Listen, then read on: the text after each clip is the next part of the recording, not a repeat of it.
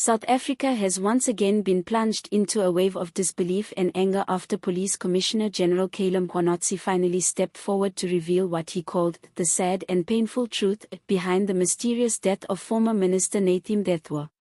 For weeks, speculation has swirled around the sudden and suspicious circumstances of Mthethwa's passing. But no one expected that when Mkhwanazi decided to speak, he would pull the curtain back on what appears to be one of the most disturbing political cover-ups in recent years. His revelations have not only shocked the public, they have allegedly left President Cyril Ramaphosa and his closest allies in a state of utter panic. During a tense, late-night press briefing at the SAPS headquarters in Pretoria, Mkhwanazi's tone was heavy and his message unfiltered. He confirmed what many South Africans had feared but few dared to say publicly, that Nathi Mthethwa's death was not an accident, not a robbery gone wrong, and certainly not a random act of violence. From the moment we arrived at the scene, something felt wrong, Mkhwanazi began. We were told to close the case quickly, to classify it under natural causes or random attack. But the evidence, the patterns, and the silence from key departments told another story. What happened to Nathi Mthethwa was deliberate. His words sent reporters into a frenzy. He went on to reveal that critical surveillance footage from Mthethwa's last moments had disappeared from both hotel and traffic cameras, all within hours of the incident. Witnesses who came forward were allegedly threatened, and forensic evidence was mishandled by unidentified officials operating beyond the police chain of command. It became clear, Mkhwanazi continued, that someone with power, influence, and access did not want the truth to come out.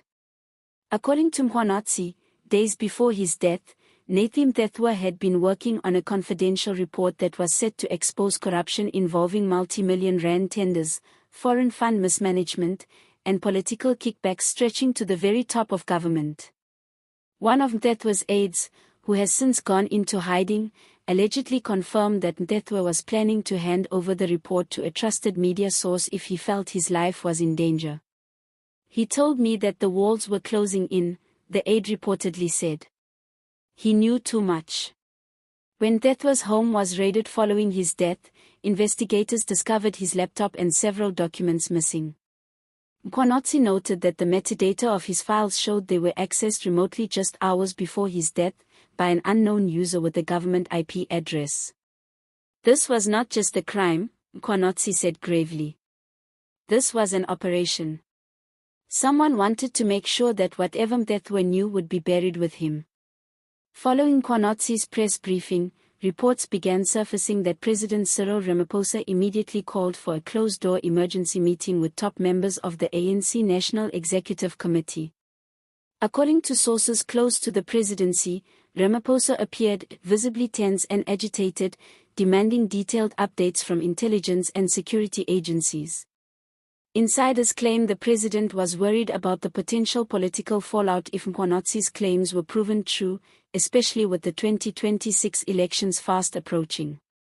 One insider allegedly quoted the president saying, "This can't come out now, not like this." The atmosphere in the union buildings is said to be one of fear and division, with factions already forming around those demanding transparency and those pushing to silence the issue. Within hours of Mkhwanazi's revelation, social media erupted.